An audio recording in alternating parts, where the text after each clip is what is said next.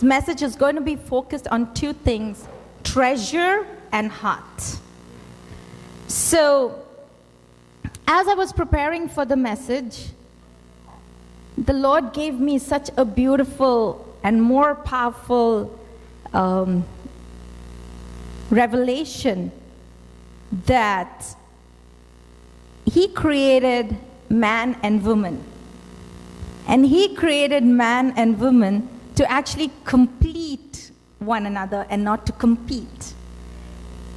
And most of the time, I found myself actually competing with my spouse. So this is how it's going to look. Come here. This is my brain. Go here. Oh, here? Sit, stand. No more. So this is my brain, this is his brain, and we come together and we complete. That's why I'm going to allow him bigger than me. So this is what we are going to do today, both of us. Yeah.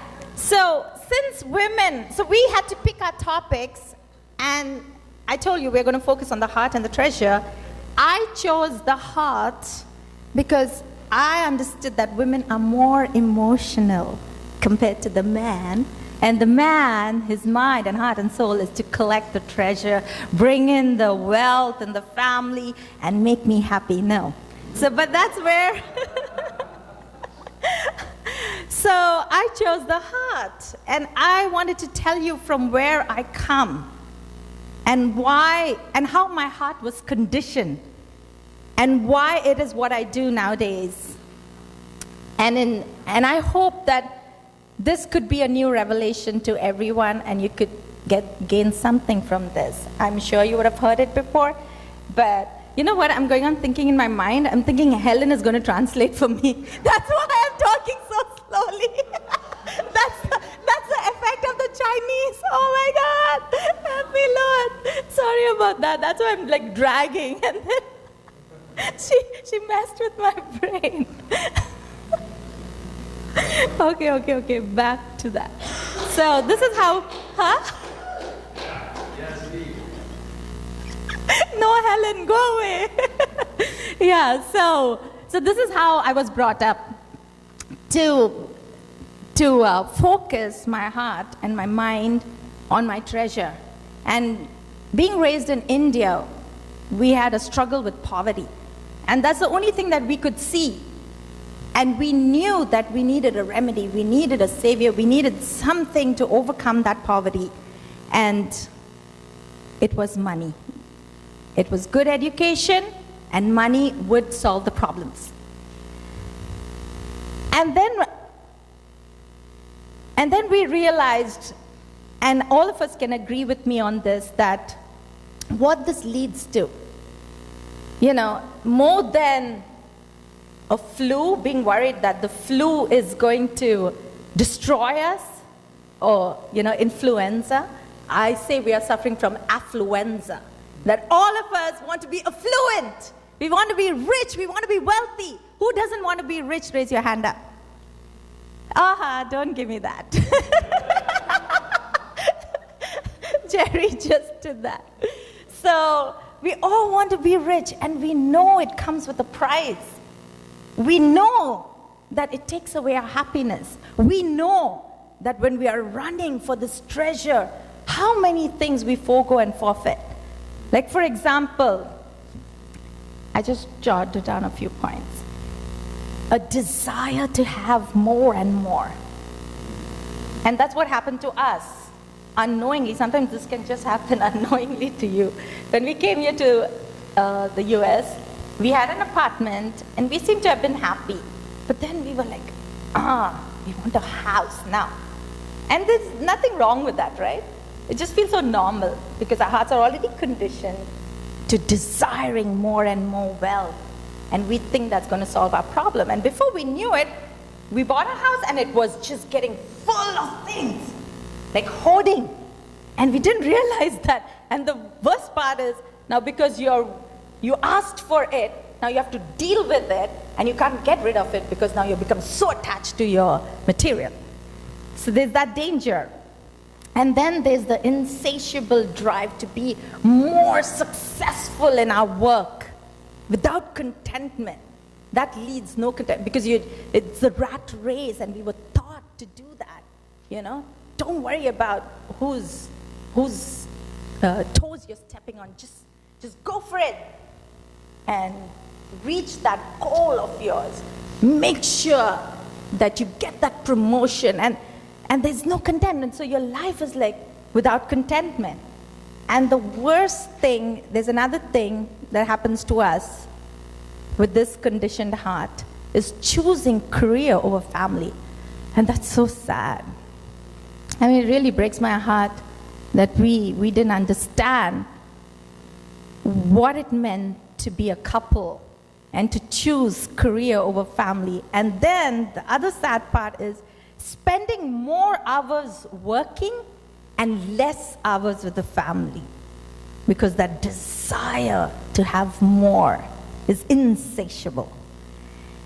And now, no longer we own our possessions. We are slowly seeping into this area where we no longer own our possessions, but our possessions own us. And we become a slave to our possessions, and some of us have sleepless nights. So this is what I gathered, and I understood what was going wrong with us.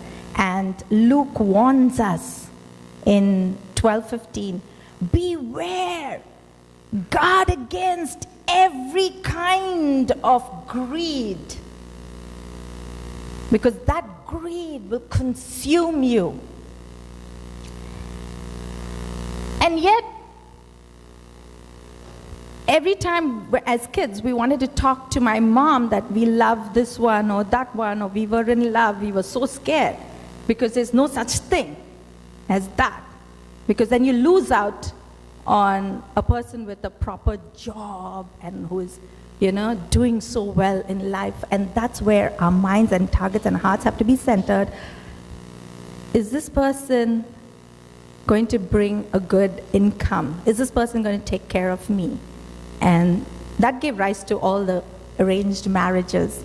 So love marriages became a taboo and became something immoral and dirty. So we couldn't even speak about that. So that's a heart condition. And then the Lord revealed to me something so beautiful, just like the way He's talking about, do not store up for yourselves treasures on earth.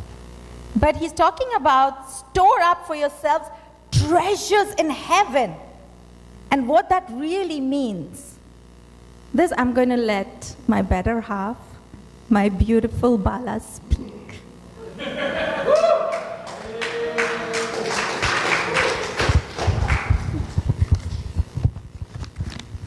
was just making sure that I don't take the grocery list out of my pocket because I have 2 pieces of paper at the back of my back pocket. Anyway, my line of work is marketing, and I was approached a few months ago by makers of Ice Age movie. Ice Age 4 is coming out, and they wanted to license Ice Age for some products, and that got me thinking this morning that, do you guys remember Ice Age? It starts with this saber-toothed squirrel, Scrat.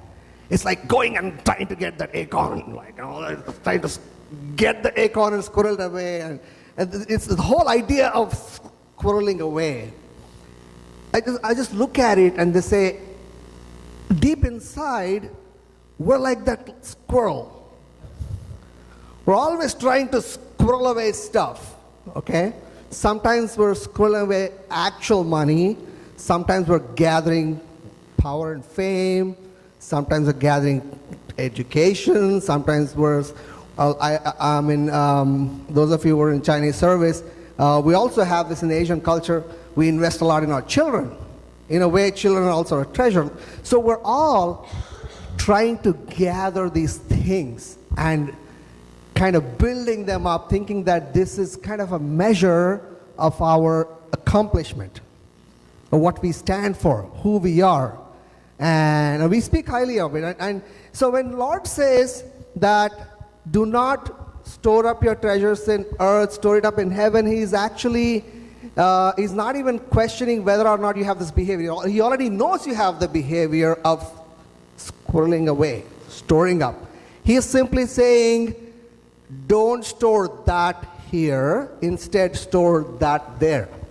So he's just changing the place and direction because he knows that wherever you are storing it up, that's where your heart is. So he wants your heart to be in the right place. That's why he's directing your behavior in the right area. So as B said, we come with this predisposition of doing things in a certain way.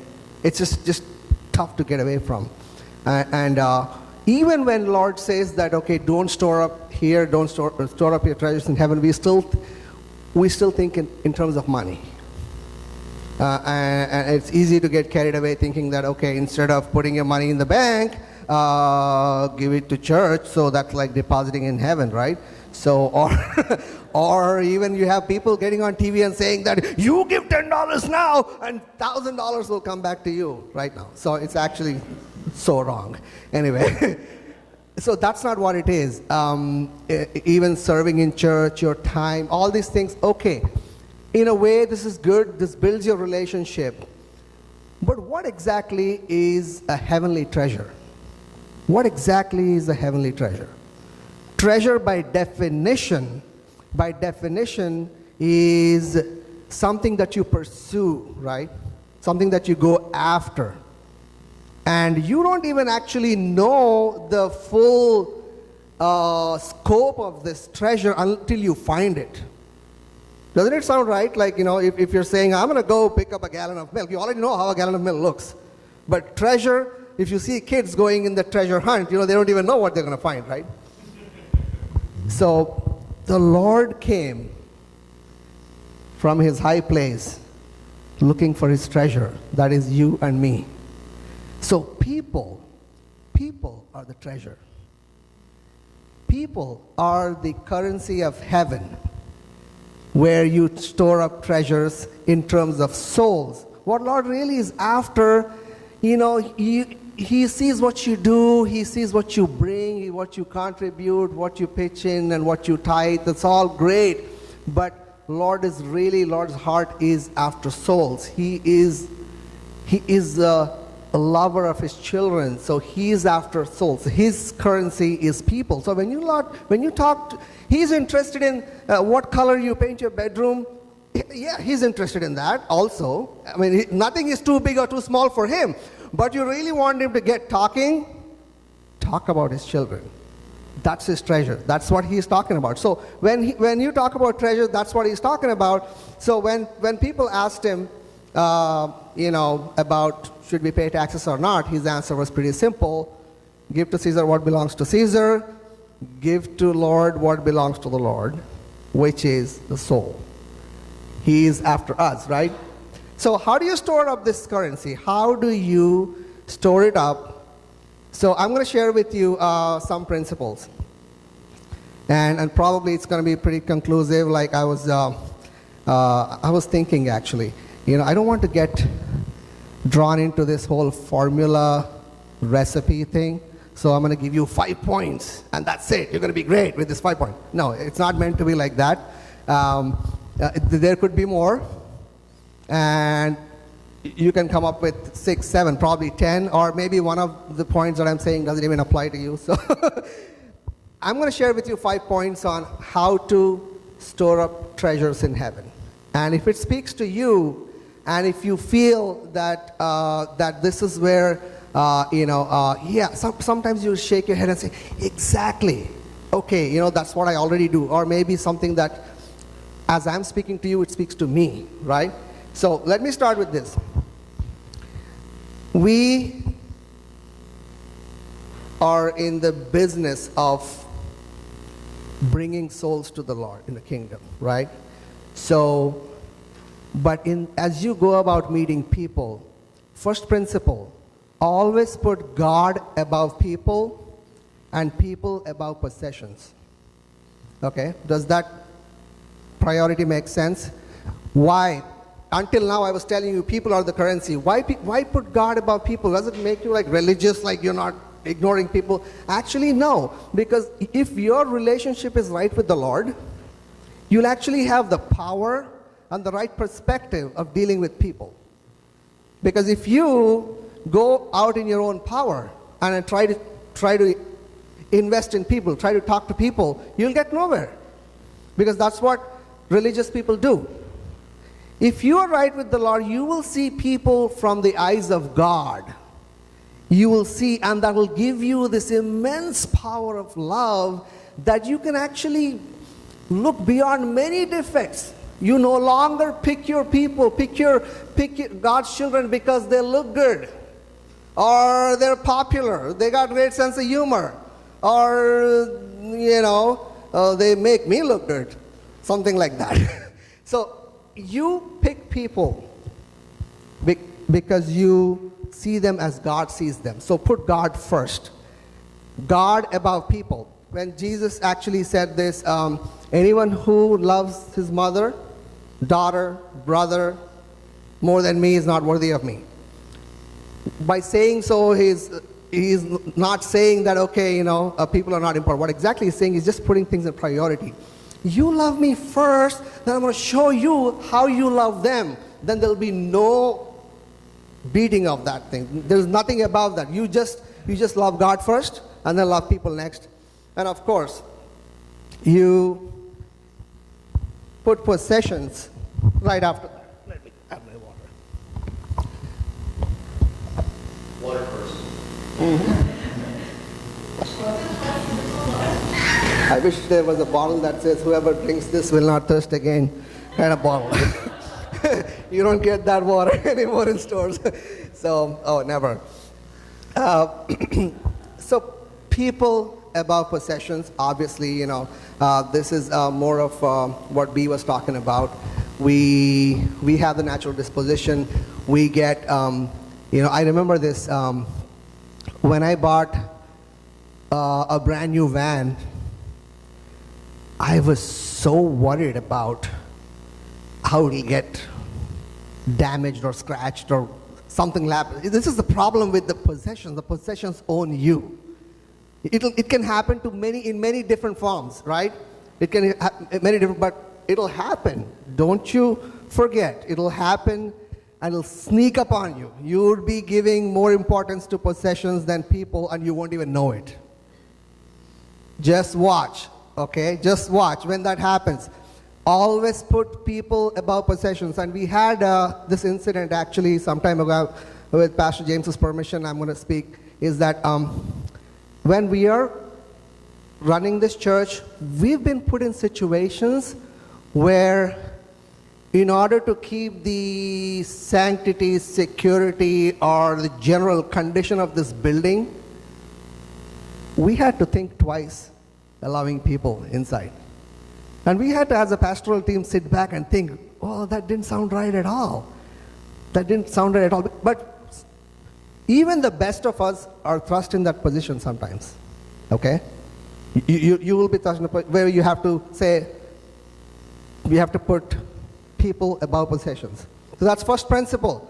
God above people, people above possessions. This is how you treasure people, which are the currency of heaven. And then see people the way God sees.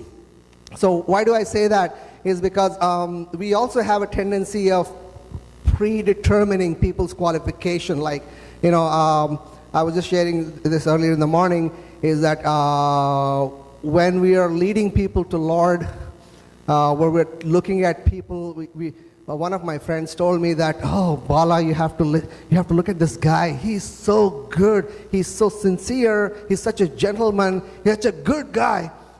We have to bring him to church and tell him about Jesus. I think he'll be a great Christian. That sounds so off, because that's not how Lord looks at people, right? He looks all rejects, and I myself am guilty of actually at sometimes looking at people and thinking that that person is so gone that even if I tell him or her about God, it'll be no use. I just give up. But the second principle is always to look at people the way God sees, not the way world sees, because I used this example earlier where Jesus was traveling through Samaria. He stopped and spoke to a Samaritan woman, which was completely against the world or the societal order that day. A Jewish rabbi would never do that. Forget about, it's something like this back in India. It's back in India, I'll give you an example. Those who know something about India. In India, we have a priest class called Brahmins. The word Brahmin has become actually an English word also. It's like a highly educated priestly class. And then we also have untouchables, right? Untouchables are the lowest rung of the society who are like clean toilets kind of people. So the second principle is look at people the way God looks at it. It's like in India, a priestly classed guy walking down the village and sees an untouchable toilet cleaning lady and sits down and talks to her for hours. This is the strangest picture in India. It would never happen. But that's what Jesus did. Samaritan woman, a Jewish rabbi would not touch this Samaritan woman with the 8-yard pole. They would have nothing to do with it. Am I going right in this? This is the order of the society that day. But he changed. So likewise, when you see people the way God sees them. Don't judge them by the labels that society gives them. Right? Do not. And I'm going to take a little bit of a freedom here and even say, there's a lot of talk going on right now about LGBT and stuff like that. And Christians, we can get a little carried away and saying that, oh, anything but that. I'm going to tell you, just take a deep breath. Don't worry. Because there is no changing of one fact. The Lord loves and treasures every single child. Every single child. There's no doubt, right?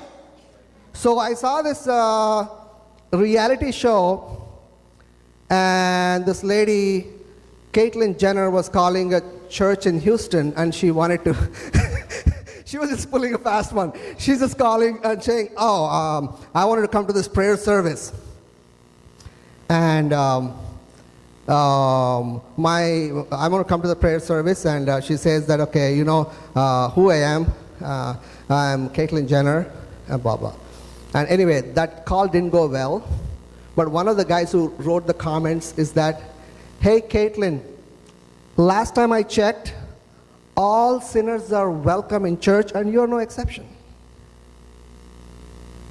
Okay? There is no way we can say no to people because God treasures people. First, think of how the Lord is looking at people. There is no way we can say no to them. Of course, there are issues. Of course, you have to deal with stuff. Of course, there are some differences.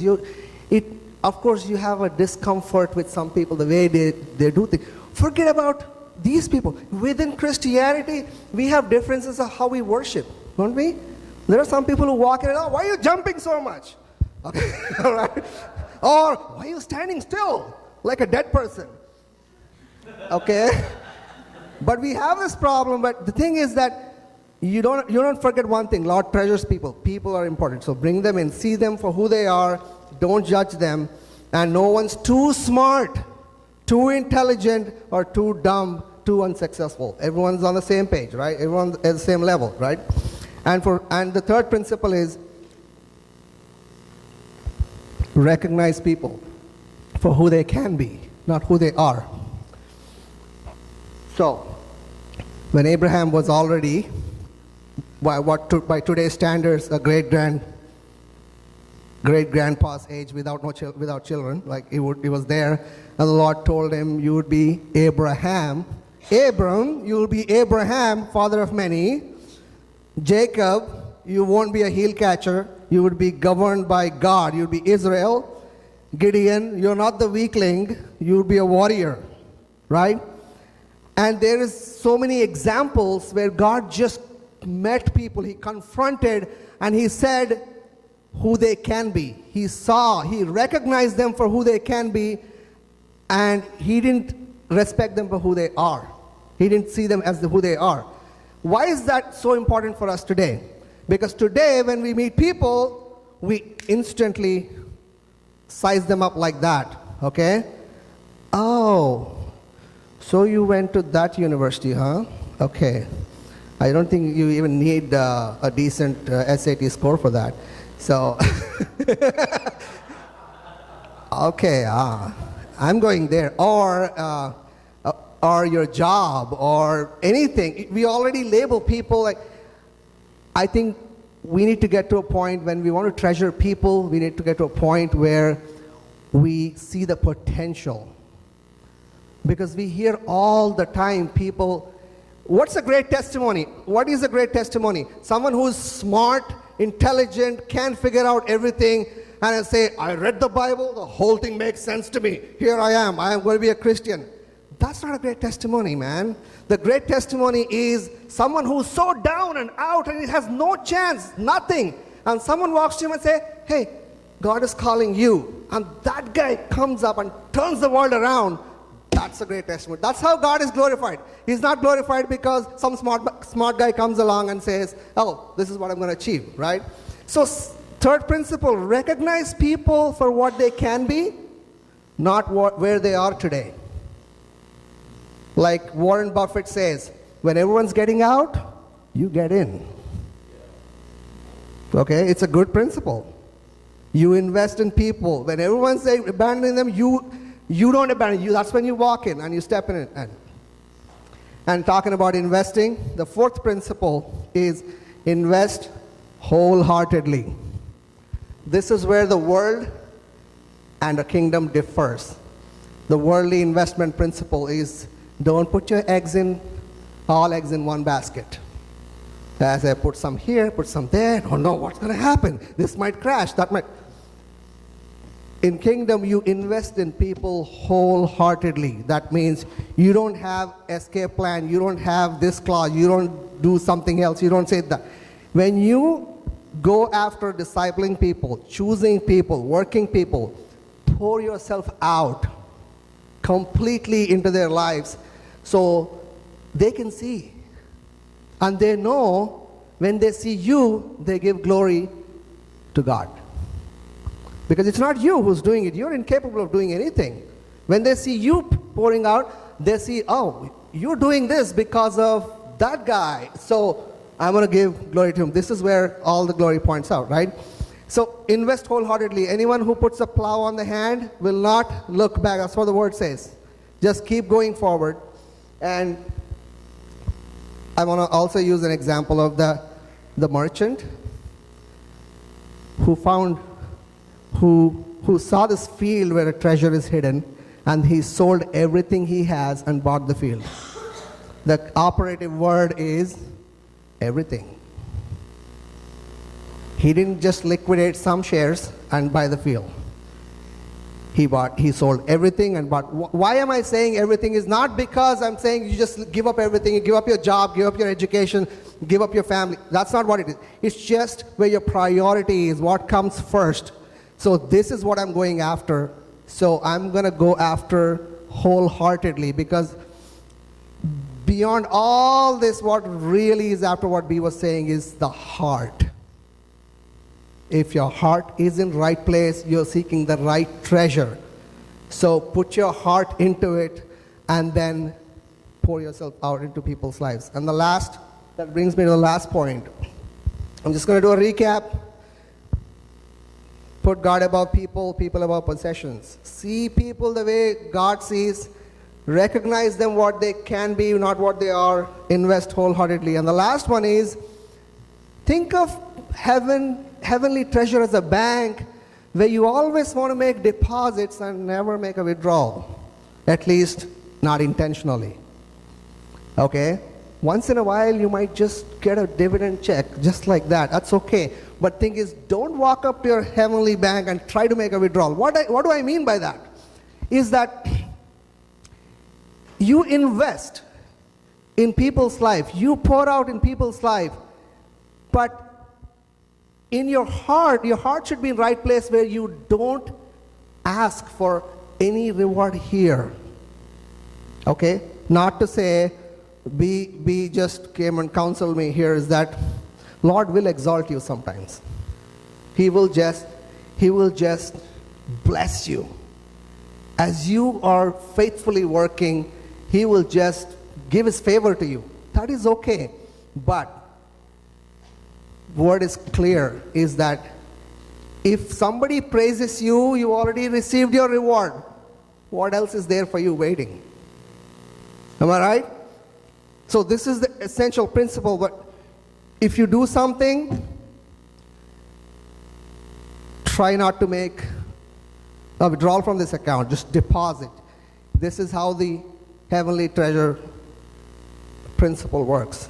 That you deposit, and hope that no one notices. Because then it'll be great. Because your heavenly Father, who rewards you secretly, will know everything. Right? So, when I'm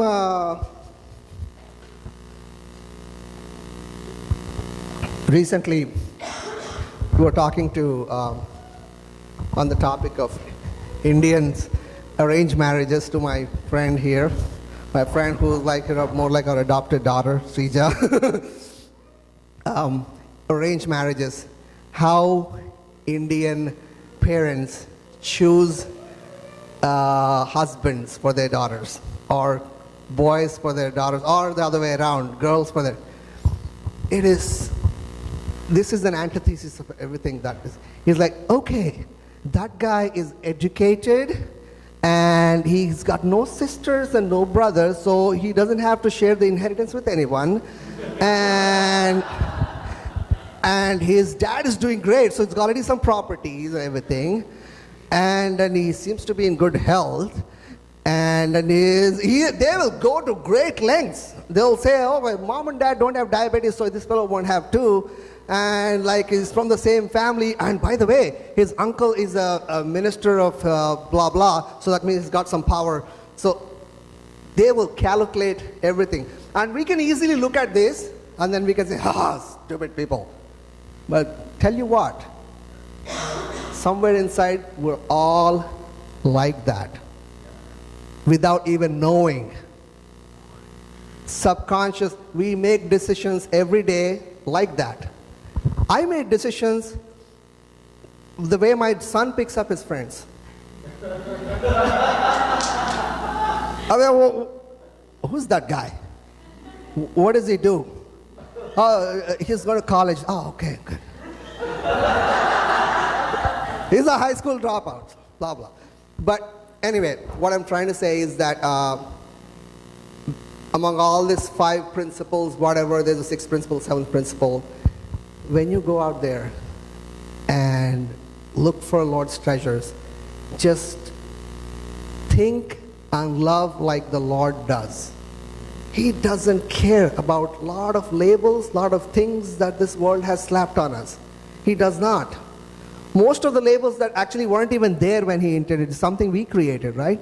So just go out there and pour yourself out into people's lives, and then just get up every day and ask the Lord for the strength. So you'll be great, and bless you. I'm going to ask B to come up and pray and close with a prayer, and then